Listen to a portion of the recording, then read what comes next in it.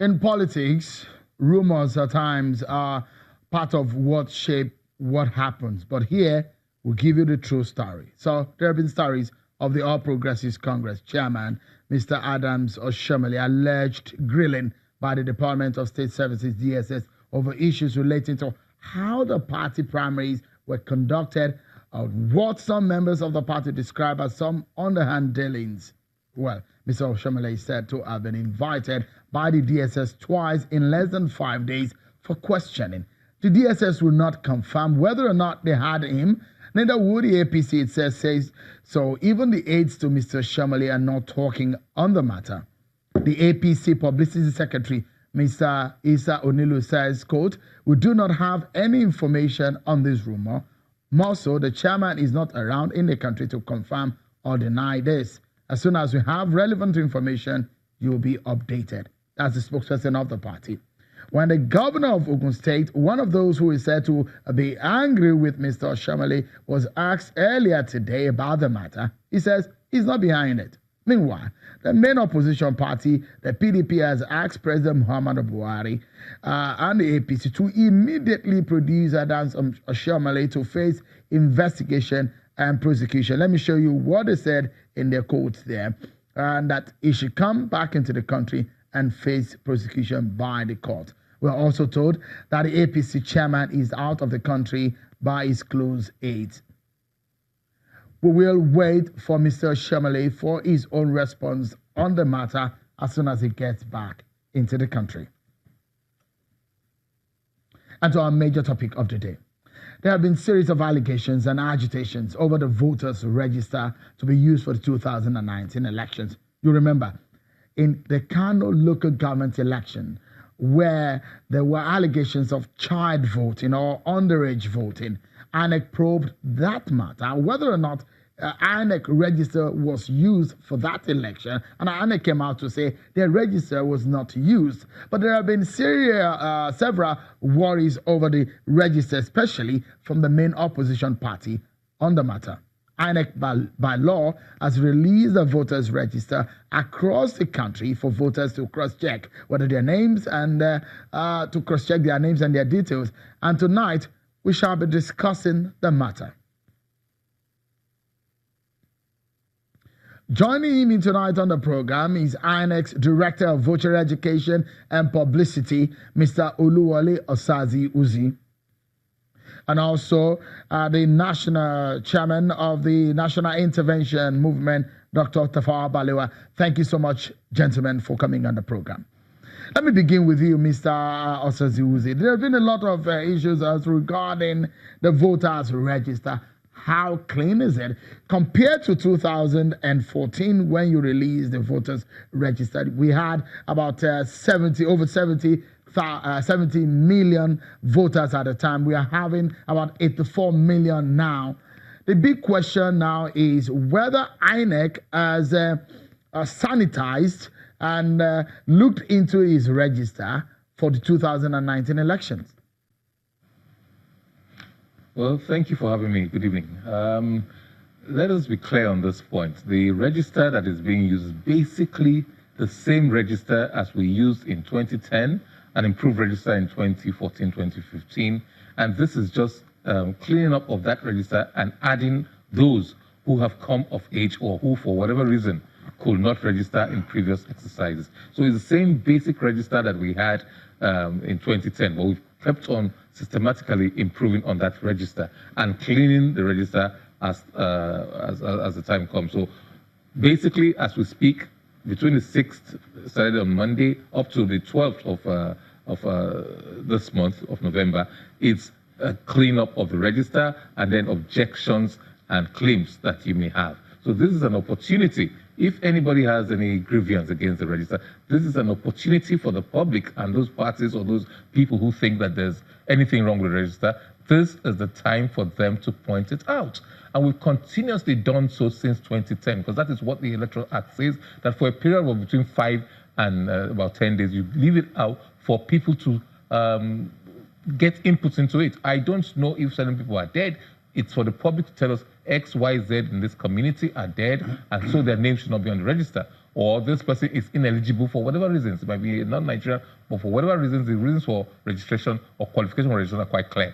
So this is an opportunity for people to get it sorted out. And I think the lawmakers, in their wisdom, said, look, it's not fair and it's not reasonable to expect INEC to know everything about the register, the ages, the nationalities of these people. So let the public have a say in it, and that's exactly what we're doing. The minimum period is 5 days, but we've decided that this register should be left open for public display for 7 days, and the opportunity given to the public, member citizens of Nigeria, to have their inputs into the register and where it is accurate as it should be.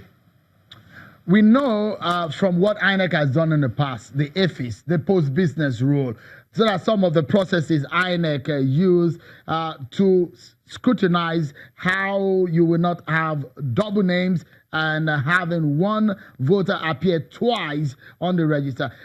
Clarify for us, how you telling us, for real, that there wouldn't be any underage voter on the register?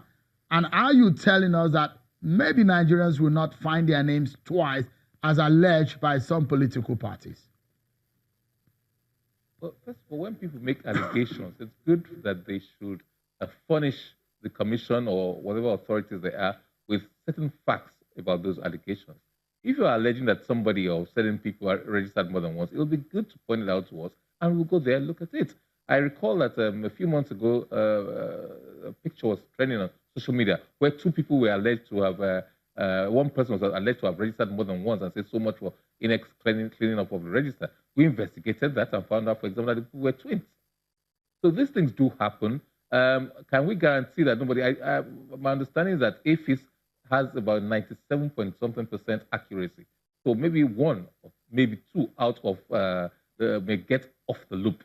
But that is why we have decided to display this. And I recall that the chairman of the commission, Professor Mahmood, said the other day that with the cleanup process, with the AFIS will run for a certain quarter, we had discovered more than 300,000 multiple, double or multiple registrations, and those things have been checked. So even before this public display, we have done some in-house cleaning.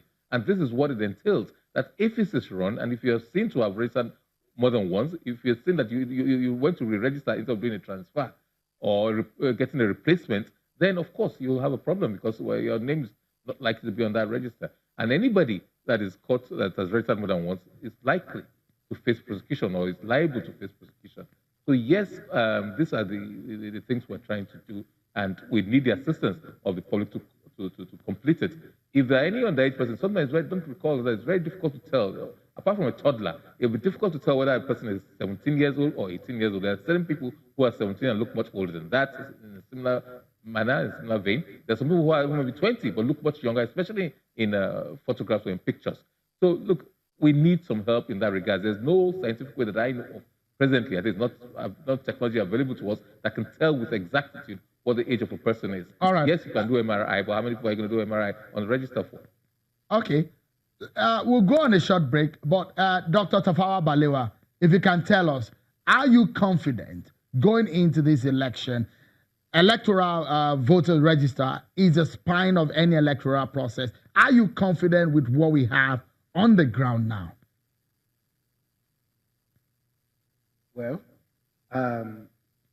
as Mr. Uzi said, they've been improving since 2010. Now, improving at what pace is what we need to investigate. One, at this particular moment, they're going to be releasing some names. It will stand out there for 7 days. We don't know how many they're going to find that are not accurate in that. And then voters from, I believe, April until August will be released after that, the people that registered. Doing that at this time really provokes a lot of mistakes when you have an accordion movement for something that you need to be very diligent in. I want to think that the technology is better. The way they try to explain things sound better It is the technology that they're using that we need to be able to take a look at. At 97% accuracy, I doubt very much that you will have so many unknown factors. Okay. For instance, twins. All right, Dr. Fabalewa, just a moment. I would like to go on a short break, but when we come back, there are so many questions whether or not INEC portal has been hacked. We'll get reaction from INEC after this break.